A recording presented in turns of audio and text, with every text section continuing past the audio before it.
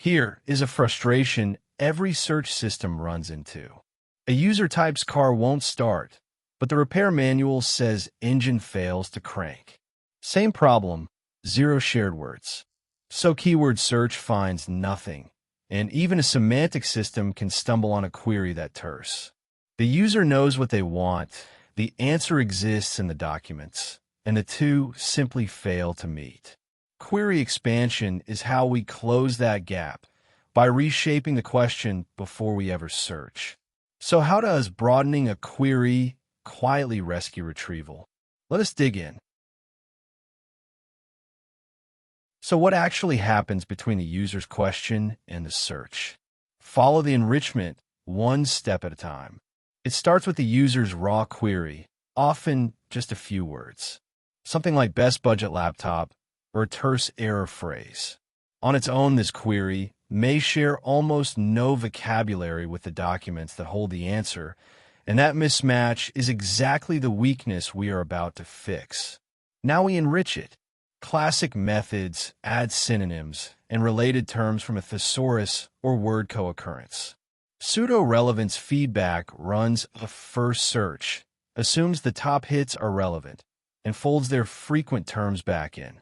Modern approaches ask a language model to rewrite the query several ways or generate subquestions. Then we search with this enriched query instead of the bare original. Because it now carries the vocabulary the documents actually use, both keyword and dense retrieval have far more to match against. The broadened query overlaps the answer's language, so the right passages finally rise to the surface. The payoff is documents the original query would have missed entirely.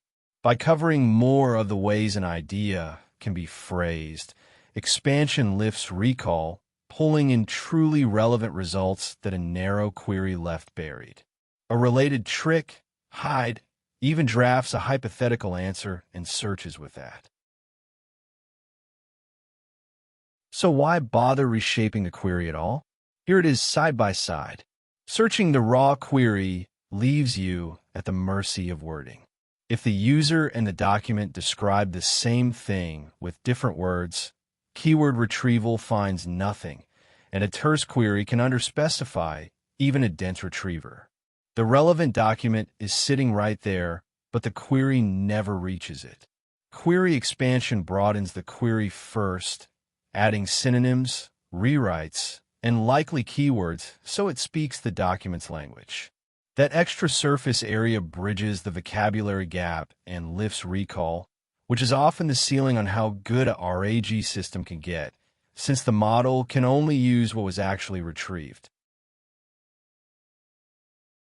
Strip it down, and 3 ideas define query expansion. It enriches the query before searching. Synonyms, related terms, rewrites, subquestions, even a whole hypothetical answer, all widen the net, so retrieval has far more of the right vocabulary to match against than the user's original few words ever offered. It bridges the vocabulary mismatch to raise recall. When the query and the answer use different words, expansion makes them overlap, so more of the truly relevant documents get retrieved. And recall is the ceiling on everything a RAG pipeline can ultimately do. It risks adding noise, so it is used with care. Expand too aggressively, and you pull in off-topic terms that hurt precision and drift from the user's real intent. That is why expansion is often followed by a re-ranker to clean the results back up. All right, let us lock in the essentials. Query expansion enriches a short or vague query with synonyms, rewrites, or subquestions so retrieval finds documents it would otherwise miss. It attacks the vocabulary mismatch, the problem where users and documents describe the same thing using completely different words. Methods range from thesaurus synonyms and pseudo-relevance feedback to LLM rewrites and hide, which searches with a whole hypothetical answer. Its main risk is overexpanding into noise, so it is tuned carefully and often paired with re-ranking. If you like retrieval demystified one clear idea at a time, there is plenty more waiting at standarity.com. Come explore with us.